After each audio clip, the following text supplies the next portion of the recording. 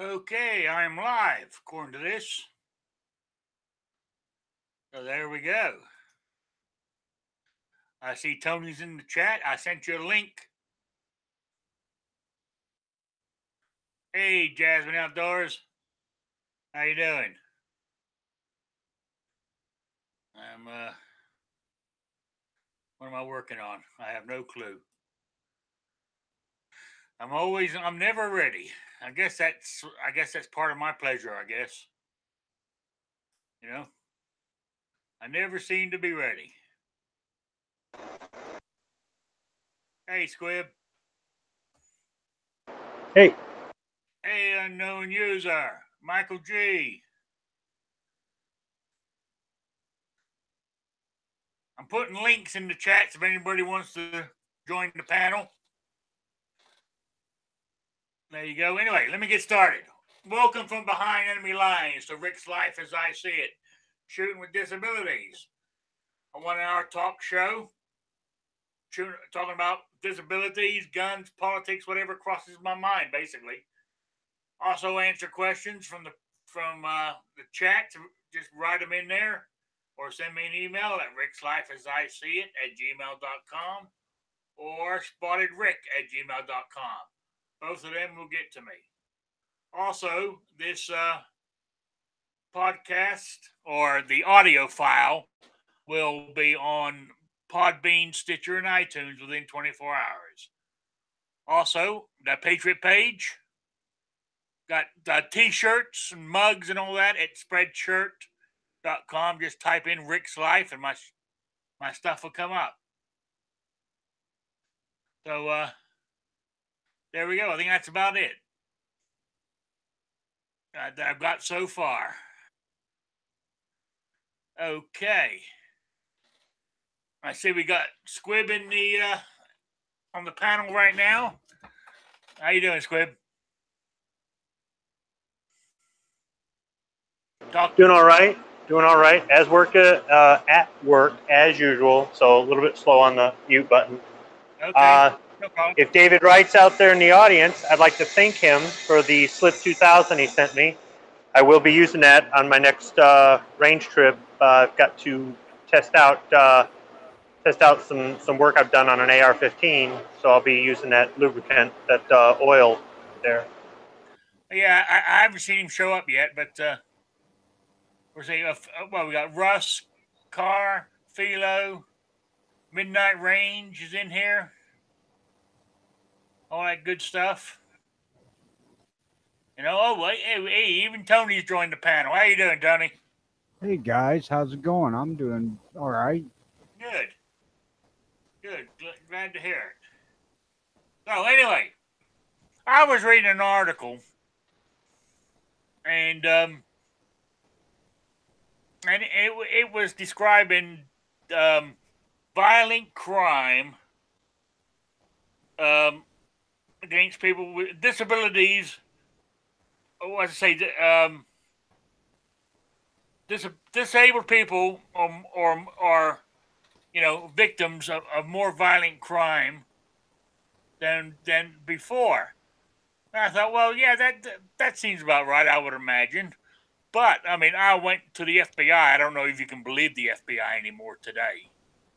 You know, and their statistics, and actually, violent crime in general is going down, and it's actually even gone down against people with disabilities.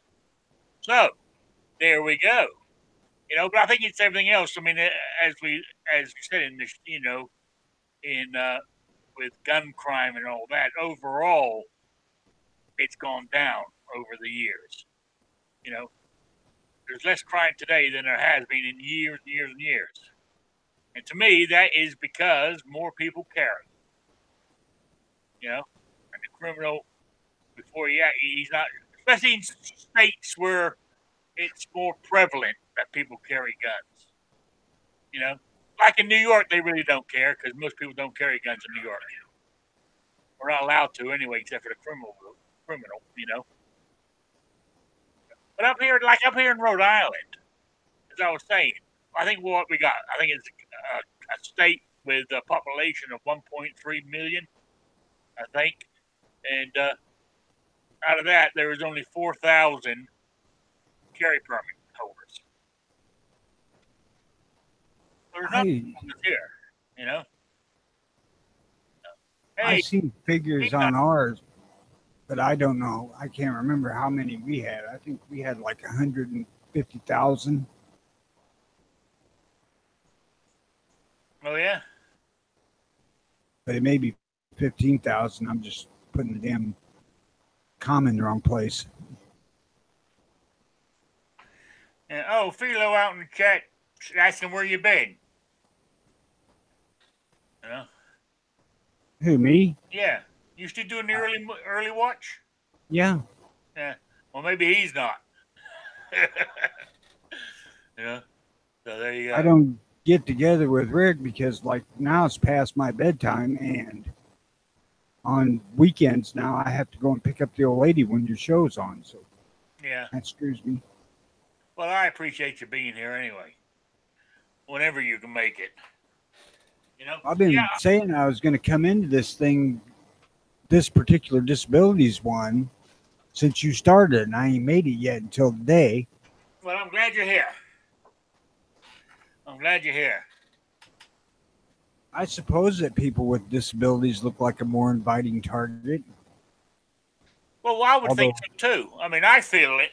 I feel because I'm disabled now. Either when I'm on my scooter going shopping, or a few times if I don't use my scooter and I park in disabled parking, say out in front of Walmart, and I've got to sort of use my cane and hobble across the parking lot to the front door to borrow one of their scooters, I feel more vulnerable than I ever used to. You know, seems to me that they wouldn't be great pickings because when you're disabled, you don't got no damn money. Well, hey, that's certainly true in my case. I can tell you, because I'm on a fixed income. I mean, at least when I was working, I had a chance to do overtime or do whatever and earn more money. I suppose I should consider myself lucky because my particular disability doesn't show up. I have heart failure. Yeah. So it's not like I'm in a wheelchair or a scooter or something like that. I still walk just fine as long as I don't have to go too damn far. Oh yeah. I mean, what makes walking worse besides my back issues is, as everybody knows, I go in for a total hip replacement next month, July the 11th. I believe it's a Wednesday. Birthday. Is that your birthday? Is it? Yep. Oh well. I wish you happy birthday now because I'll be in a hospital bed when it comes. But I won't be here for the show on that date. It's a Wednesday. They're not quite so happy these days. Fuck, I'm gonna be 57. Yeah. I've had enough birthdays. I don't really need to celebrate anymore. No, I know how you feel. I mean, my last birthday went and came, and I didn't even mention it here on the on gun channels. Tony, I thought you turned 44 every year. No. 44 and everything 44. I'm not ashamed of my age. Well, that don't work either because I'm more into 22s and I got 45s here. And oh yeah, so anyway, when I go in for this operation, hopefully I'll have less pain than I have now, but I'll still have pain because of my back, but hopefully I should be able to move around without, right now my hip gives me agonizing. It's not my hip. It's because the way my legs, because of the hip, my legs turned outwards. So it's putting strain onto my knee. And every time I walk, my knee absolutely kills me, So there we go. I have slight problems with my knees and hips, but it's not I have arthritis pretty good in my left knee. Oh, I got arthritis too, which doesn't help. Uh, Worse than that's my shoulders. Oh God, tell me about it. I sound like an old man here. Yeah, but I mean that's. I mean, I got pretty. I think how did the doctor word it on the paperwork? Chronic arthritis, I think he said, or something like that. Some word which meant I had I practically got it all over my body. All my joints and everything. So that's I what happens when actually, you get old. But I blame a lot of that on. Yeah, I'm a big old fat old boy. I know that doesn't help, but I mean, I've been a meat cutter all my life. I worked in the refrigerator for over 30 years. I worked in the cold constantly, which I think had some contributing factor to it, personally. You know. I actually went and did several weeks of therapy to be able to pick up a fucking rifle again and point it up. Yes. I could hold the gun all right and shoot out straight, but to try to shoot like up in a tree hurt like a bitch. And I'm like, well, we got to do something about this. Yeah. Fucking only exercise I get's going squirrel hunting. Yeah, I don't. I mean, I don't even go. I don't even go squirrel hunting. I don't do anything like that because I just can't move around. That's just the bottom line. Whether I'll be able to once the hip's done, I don't know. I'm afraid the back's going to let me down. You know what I'm saying? That's why I got the scooter mainly. Just keep in mind that you don't really have to move around that much. You can go out and toss up a blind, man. Yeah, true. Good point. I remember as a kid going squirrel hunting in Indiana with BB guns. Man, that old squirrel, those old squirrels must have been in agony. The amount of BBs we shot into them, you know. So, If you actually hit them, oh yeah, we brought down one or two. Took a while with two of us shooting at it. Me and my cousin, you know. uh, A cool son of I a don't, bitch I was back then, you know.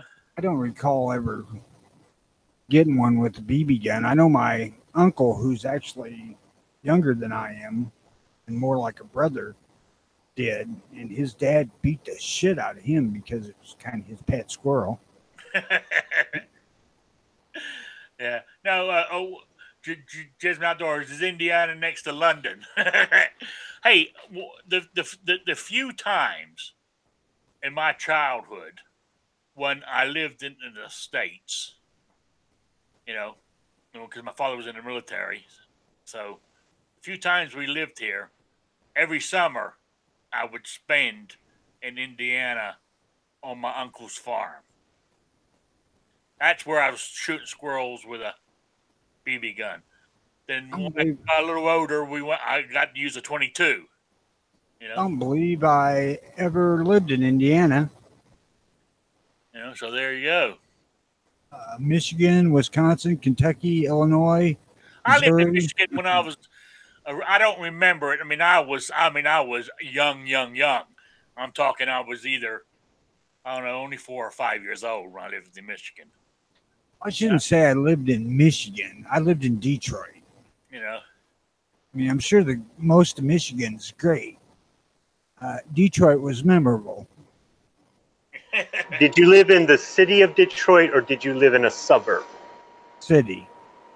Okay, were you born there? Hell no. Okay, so it wasn't something where you were born in the hospital there because that was the only hospital around and then you No. moved or something. Okay. Uh, we went up there during the summertime between fourth and fifth grade, if I'm not mistaken. And uh, we was up there for about 3 months. And a guy got killed out in the playground across the street from the flat we was living in. And I seen it. And my mom's like putting us on the Greyhound the next day. We're out of here.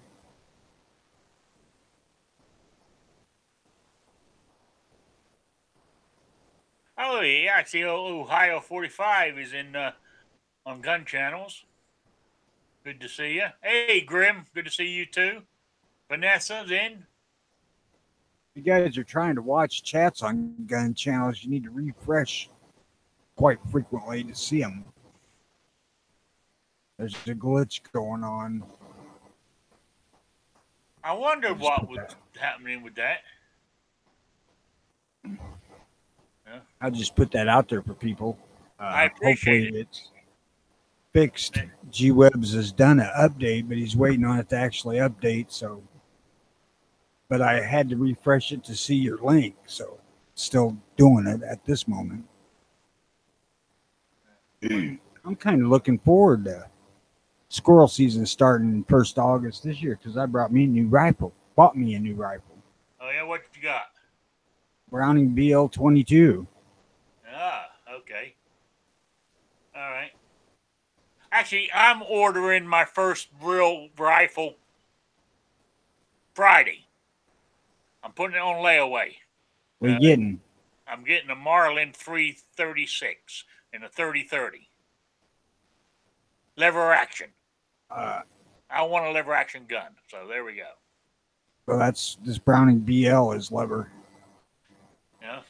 So I'm getting this in 30-30 because we got a 300-yard range at the gun club I belong to. So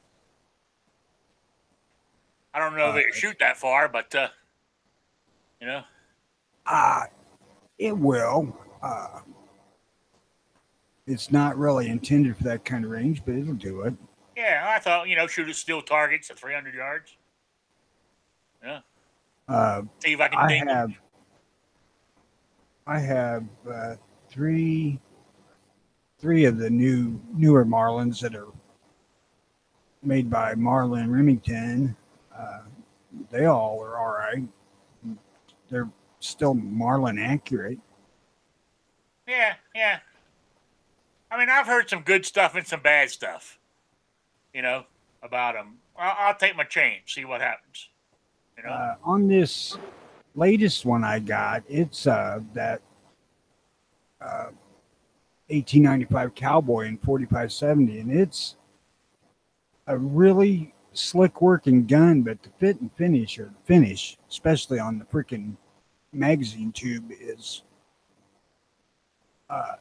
definitely a different color than the barrel. Okay. So that's kind of a detractor, but I didn't care. I mean, honestly, I don't care what the thing looked like. The gun has one freaking purpose, and that's to shoot long-range side matches for cowboy action. Yeah. Have either of you looked into Henry? I had a Henry when they first came back on the market back like 94, weren't there? And to be quite honest with you, Squid, I did, but I hate to say this, but my purchase is being based on price. So, hey, Patriot. Well, wait, Tony, was yours a Henry repeating arms made in New Jersey, or was it a New Birdie clone? It was a Henry, but I don't know that they made it. It was when they first come back on the market back in like early 90s. I thought it was the late 90s. Maybe it was the early 90s. And it was not that impressive. But at the same time, I had a Winchester 94-22 that it's, side by side with, and shit, there's no comparison. But I am thinking seriously about buying another 22 Henry later on this year because they're supposedly considerably better than the first ones. And I believe it's a whole different company.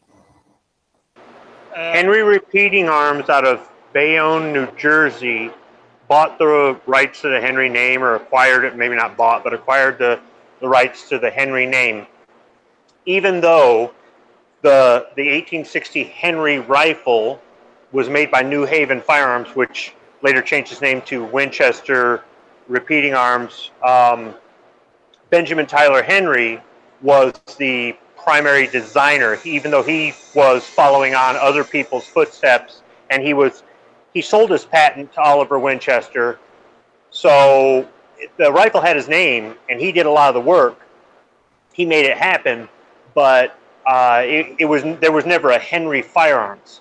And Henry Repeating Arms today makes a replica of the 1860 Henry rifle, as well as other lever actions based off the Henry system. I've got one. I'm definitely getting more. I'm very happy with it. And I've interacted with the company recently. The reason I know some of the things about Benjamin Tyler Henry is my son did a project on him for school, and the school actually let him. Wow. And we got support from Henry Firearms as far as getting information, historical information from the 19th century, even though they're not related to Winchester, they're not related to New Haven Firearms, they have nothing to do with Oliver Winchester's lineage or Benjamin Tyler Henry's lineage or anything like that. They helped us out with some information, and the only reason that my son even really knows about the firearms is because I've got that lever action Henry, the big boy, and it is a fine rifle. That's what I'm going to be talking about this Saturday on Caliber Corner when we're talking about hunting rifles. I'm going to be talking about my Henry. So, but their motto is "Made in America or Not at All," and they stick to that. I do think that they branched out, and I think they've got a factory in New York as well. And they're kind of a family business. At least the way, they started out owning a gun store, and then later they got into manufacturing. The family did, and the few people that I've dealt with over there, and then my experience with the rifle itself, the one I've got, definitely makes me want to deal with the company more. They seem to be well-made rifles, If you think back to when they first appeared on the market back in the 90s, they started out by coming on infomercials on TV. And they were making a Golden Boy, basically. 22 rimfire with the brass polished cover on the receiver. And that's what I got, that era. And it wasn't all that well made, was not accurate. It was pretty as hell, though. But you got rid of it? Oh, yeah. Yeah, I wasn't going to have a gun there that I couldn't hunt with. But I don't think it's the same outfit that's doing it. Yeah. And like I said, I want to buy one and give it another fair shot because I want to start collecting. From what I understand, they're a really good company now. I want to start collecting rimfire lever action guns. Yeah. Yeah, from what I understand, Henry Rifles is a real good company now. They make a good quality product. Shame it's in New Jersey, but the gun restricted state, but yeah, well, I think that has something to do with their gun store used to be in New York. I don't know where in New York, but the family business, I believe, was in New York. It might have been in New Jersey. It was in that area, and they've stayed in that area. But the thing is, New Jersey's not going to give them a hard time. They don't make, well, they do make a semi-auto rifle. It's a replica of the AR-7 survival rifle they used to issue Air Force air crews. So it's a takedown 22 long rifle that has a detachable box magazine, I believe. Yeah, it all fits inside the butt of the gun, right? Yeah. Yep. Yeah. Yep. But other than that, though, I think everything else they do is lever action or break open single shot. I think. Yeah. Yeah. They do a pump. I don't think they do a pump yet. I mean, I don't know everything about their company, but just the stuff I've been looking at, because I want to get another gun from them. So I haven't seen a pump. I mean, when I ordered this 1895 Marlin, I looked at Henry's. but they just didn't have what I wanted. Because I wanted the actual buffalo gun. And all the Henrys I looked at were shorter barrels. I sent him a link, Patriot. It's all right, I'm watching the chat, guys. I sent him a link. He's ignoring us today, I guess. He needs to refresh his chat if it's in gun channels. No, I sent the link. I sent Night Strike a link in gun channels and email. So there you go. He's avoiding us, Patriot. Yeah. Anyway, mind you, a lot of the Henrys though they're not side loading, or are they? You have to open the tube at the top and put your bullets in. Well, that's the way the original Henry was. Yeah. Mine is, but they might have some that are with side loading gate. I don't know their entire catalog, and they're always coming up with new stuff. Yeah. But the loading from the tube, I don't know why people think that is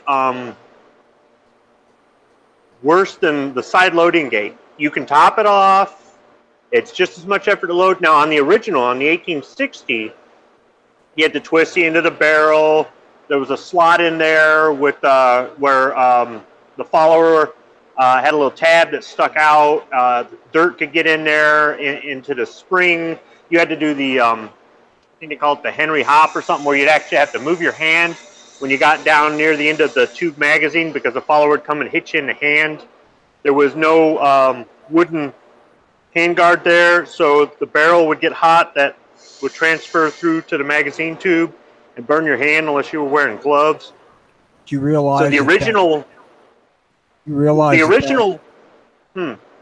That barrel and magazine on that original Henry and the ones that they make now are machined out of one piece of steel.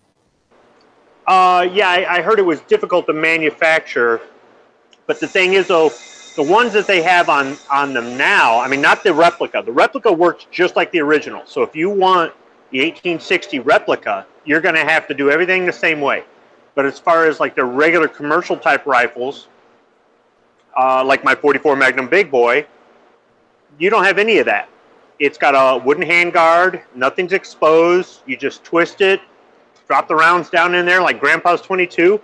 So I'm not saying that it's better. I'm just saying it's not any worse. So I don't have any problems with the dropping the rounds down the tube. I mean, fuck, I've got half a dozen 22s here that are like that.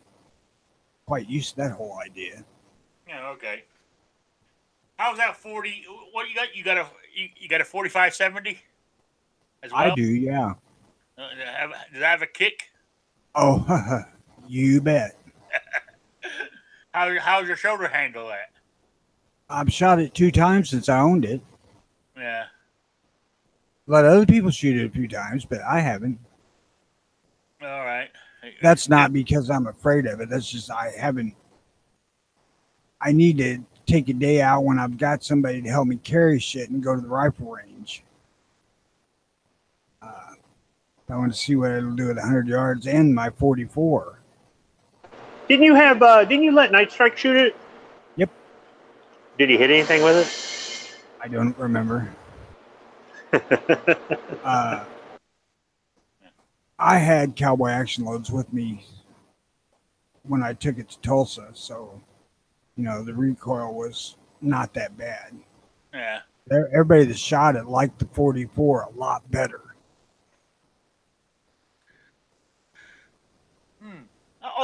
Just real quick, I just wanted to mention to people that in case you've forgotten, today is the 74th anniversary of D-Day. Yes, we Yes. did fairly extensive coverage of that on the early watch. Oh, this you morning. did? Okay. So. Actually, we got into talking about D-Day movies. Oh, my favorite one was The Longest Day. That's pretty much the first one that pops up on lists when you look them up on the internet too. Yeah, yeah. And it's probably my favorite one as well. Yeah, Uh, isn't that the one when the when John Wayne and his crowd parachute in and they have the clickers that yep, fight themselves? yep. Yeah, That yeah, one but guy got killed because he couldn't tell the difference from a Mauser and that clicker. yeah, yeah, yeah. But anyway, what I was going to say but say, I mean that was 74 years ago. I mean, there can't be many people left. Yeah, You know? we kind of touched on that a little bit this morning, man. If anybody out there knows a World War II vet that has still got their faculties around them, God, take some time and go talk to the person. Oh yeah, oh yeah.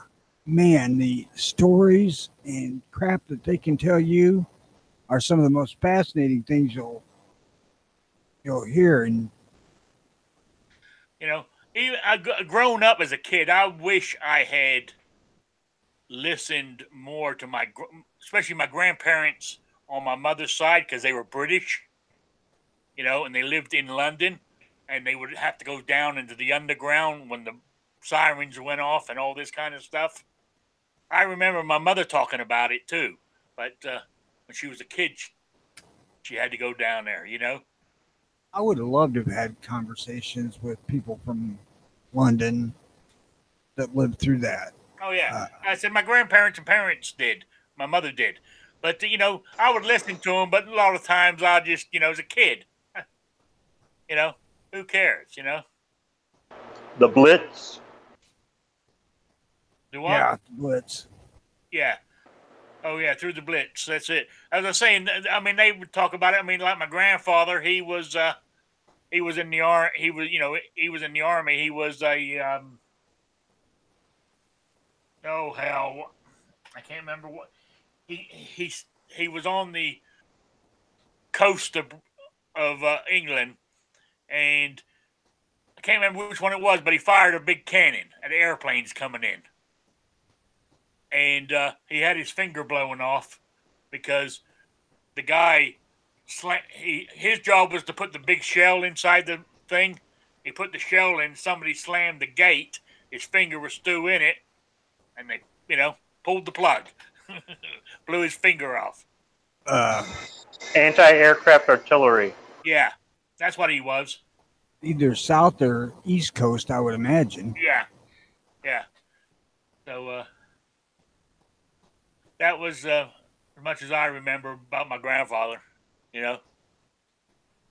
My wife had a uncle that was hell. He was probably 90 when I was 20, and I used to go sit and drink beer with him every morning because I would get off of work in the morning, and I'd just sit there and drink a beer or two and listen to him talk. And I'm telling you, if anybody's got somebody like that around, God, take advantage of that situation. Oh, absolutely. You're right. I mean, back up a little bit on the same different slightly story, but on the same principle is like my father. Right, he was born in Indiana during way back in the early. He was born in 1932. So I mean he was your typical.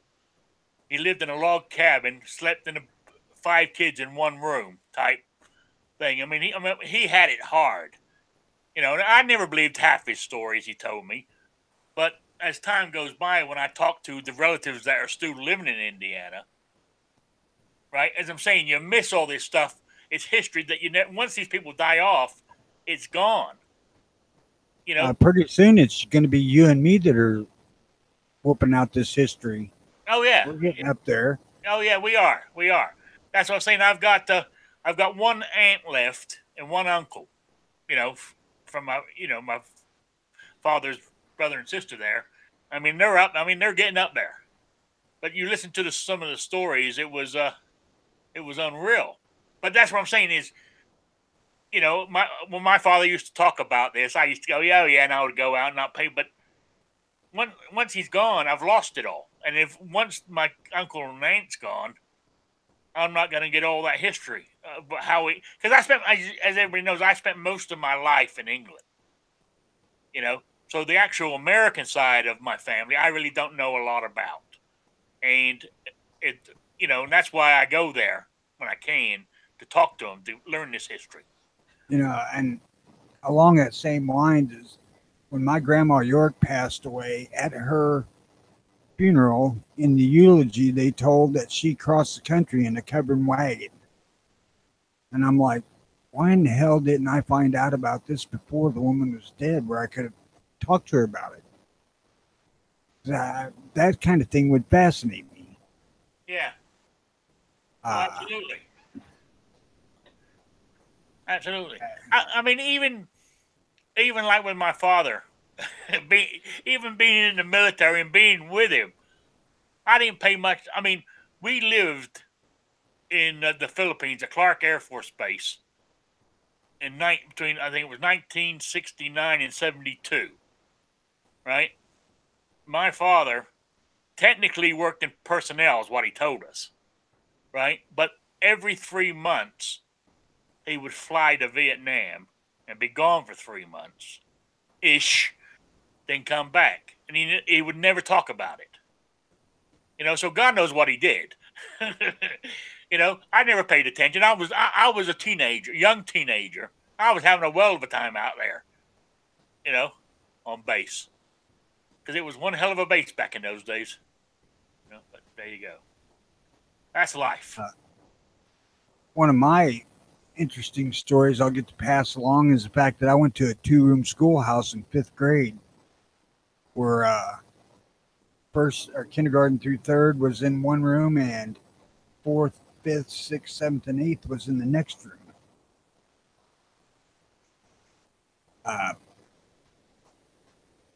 I don't remember much about it. I mean, the teacher basically had all the students of each grade in a row, and she would just walk back and forth for the Well, grades. that's the kind of school my father grew up in.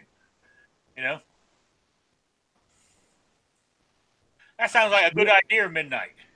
School building, I think, is still standing. It was last time I was down there. Yeah. A friend of mine bought it, but he was talking about tearing it down because it was in such bad shape. And I'm not super sentimental about the particular building.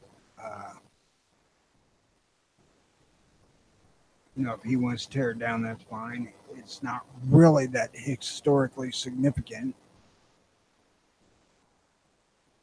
but on the other hand, it's still history. Yeah, absolutely.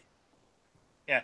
Midnight here is saying that what we should do is get family members on a hangout in a private chat and record it for you have it for history. For further generations. I don't have any left. Yeah. Well, I don't have many left, but there we go. My dad's still alive, but beyond that, I got an aunt or two and an uncle or two on my dad's side that I don't really know. Mike or Bob? Because my mom and dad divorced when I was like 3, and I wasn't around my dad that much. Yeah. Oh yeah. I mean, yeah. I mean, Jasmine Outdoors said he found out that his grandfather hated Jews and blacks, but he didn't find that out until he died. Well, I can tell you, I didn't find this out until a few years ago. Back in Indiana, I said where my father comes from. I mean, he came from said he lived in a log cabin. They had a farm, and this was back in the 40s, I believe. An African American or black guy, whatever you want to call him, died in a road accident, and they would not bury him in the churchyard. a farmer said they could bury him next to the fence in his cornfield at the church. I mean, it's all now as the years have gone by, the graveyard is extended and they bought land from the farmer, so now he's inside the churchyard. But when he was originally buried, they wouldn't even allow him in the yard. I mean, that's how that area was, you know. That's how a lot of areas were. No, the thing is, though, people today don't put things into historical context. They aren't willing to say, okay, that's the way things were back then. We're different now. We've moved on. But if we lived back then, this would be normal. Yeah. Because I got news for all these people who hold their nose in the air at our ancestors, the people that suffered and sacrificed so that we can be here today. One day, after we're all dead, our kids' are going to look back at us and say how we were and how unsophisticated we were, or how insensitive we were, or how we weren't politically correct enough, or whatever it is.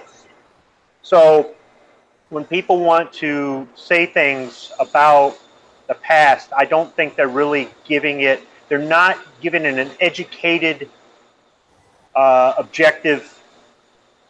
I don't know. Look into what was going on. Oh yeah. And if I hear a lot of people, they want to criticize our history, and there's good and bad in it, and that sort of thing. And just because somebody didn't like a certain group, didn't like a race, a religion, a country, a political party, whatever it is, those are feelings. We're all allowed to have feelings. It's how you act on those feelings that make you, saying something like, well, 50 years ago, so-and-so didn't like these kind of people. Okay, maybe it's a little bit more acceptable back then than it is today. But what you were saying about the whole not even giving the guy a proper burial, yeah, that's kind of, but then again, so I guess just when I hear people talk about the past, I think that they're not being objective, and they're really, I guess when I hear people badmouth the past so much, because everybody has done stuff that they regret, or everybody's done stuff in the past that wouldn't be acceptable by today's standards, but if you're old enough, it was acceptable back then, or whatever it is. And I also don't like the younger people judging the older people. You'll hear them say, "Man, those World War II guys were the greatest generation," and blah blah blah blah blah. But they have no idea that these guys had drinking problems, or they cheated on their wives, or they swore a lot, or whatever it is. We're all human, and people do things good and bad. And for the people that think that our past generations were either all bad or all good, no, they were just like us, but just in a different way because of the time period and the level of education and that sort of thing. So if you just want to look at all the good things, that's not a bad thing, but you got to accept the bad and just know that they go hand in hand. Oh yeah, I absolutely. certainly hope that our kids look back on us and say, "What the hell was this political correct bullshit?" Well, I mean, they might say that we weren't. I don't know. But the all this environmental crap, right? They might say that we're the cause because we didn't act when we had a chance, or they might look at us and go, "Look at these guys. They used to watch television. Who watches television anymore?" Or I don't know. It could just be anything. But because they didn't live in our lifetime, they didn't have our level of education. They didn't have our level of technology. They didn't have over time, traditions change. You get more blending of the cultures and things like that, and things get more diluted. And some things are lost to history. Some things are resurrected, and other things just the same false information stays out there. And it's just, I don't know. History is something I've always liked studying, and it's very fascinating to me. And when you find out that something you've heard all your life as a fact is not actually true, and here's why. It's really it'll make you think. Oh yeah, absolutely, absolutely. I agree with you there. But real quick, I just want to change the topic here. I got just one more topic here that I thought the way the opposition is going on. You've been watching their stuff on the first lady not being around. She's gone. It's gone from she's left the White House. She's left President Trump. President Trump's hit her now. He's an abuser. I tell you, I find it absolutely hilarious. They've got nothing else to talk about. I don't know. It's pretty sad, I think. Well, it's fun to watch them on days when amazing things have come out of the White House, like the fact that North Korea wants to sit down and discuss getting rid of their nuclear arms. And you watch the media and they're like trying to figure out how to put a bad spin on this. Oh, absolutely, absolutely.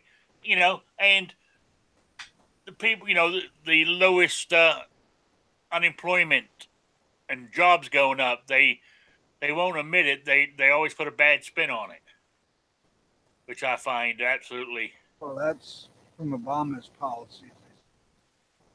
But there Right. we go.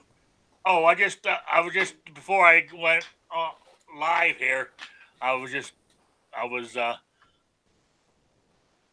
web surfing. I can't, the old Fox News web page.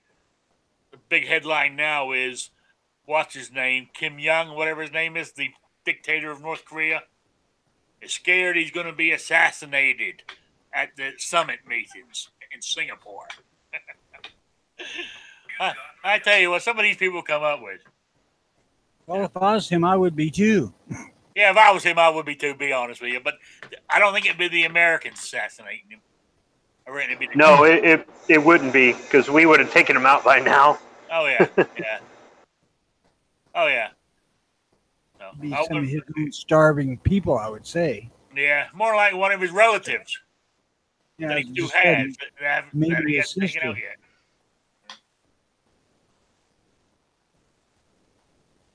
All right, guys, I got to bail. It's dinner time. All right, it's almost quitting All right, time. Tony. Anyway. Thanks for joining in, Tony. Appreciate it. You guys have a good one. Later, Tony. Bye, Squib. All right, that's good. It's almost quitting time because don't forget, next comes Clover.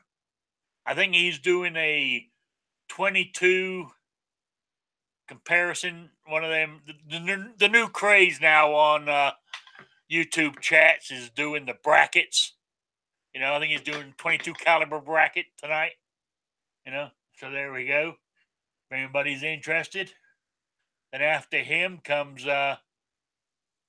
Never Enough Ammo on his. I noticed he's making videos again on his Never Enough Ammo channel. I don't know if his live streaming strike's been lifted yet. Because I think Monday night he was still doing it as Mr. Matt. But he comes on at 9. I'm not sure who else is on after that.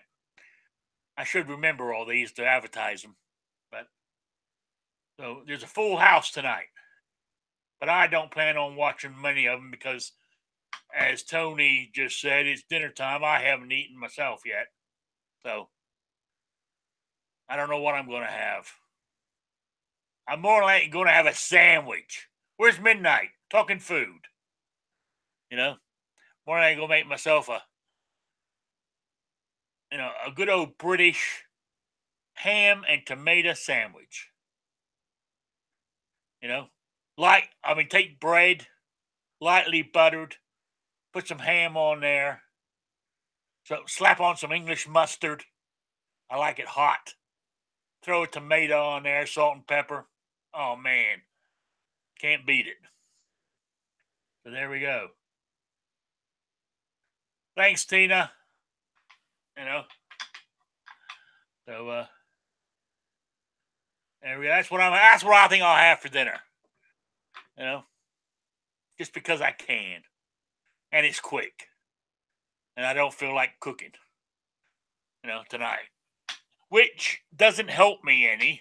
I mean, I need to eat healthier. So, there we go. Yeah, I like it hot, and I like it hot. Yeah.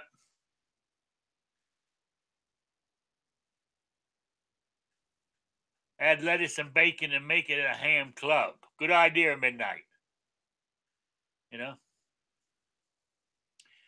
I tell you what I like. I like taking bacon just on its own and slapping it between two slices of bread. It's called a bacon buddy. That's what we used to call it in England. You know? What about add some cheese? No, we don't add no cheese to bacon. You know? Add cheese to everything. No. We already went over this. We had this conversation last week on cheese. And actually, I've got some sharp cheddar cheese in the fridge.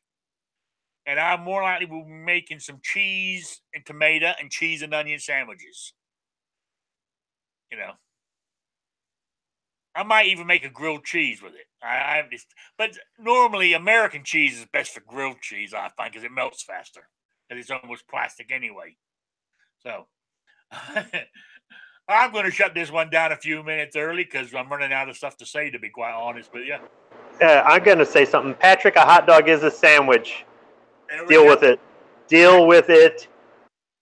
Yeah, a hot dog is a sandwich.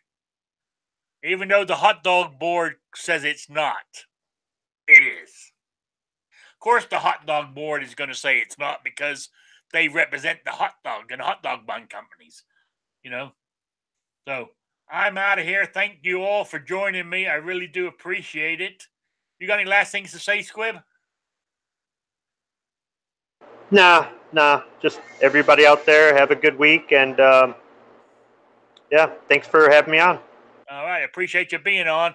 And don't forget, I'm on again Saturday afternoon at 3 p.m. Eastern time to go over some more stuff and just listen to me ramble as I am now. While you do that, I'll do yard work. Okay, sounds good. All right. Thank you all for being here. Good night.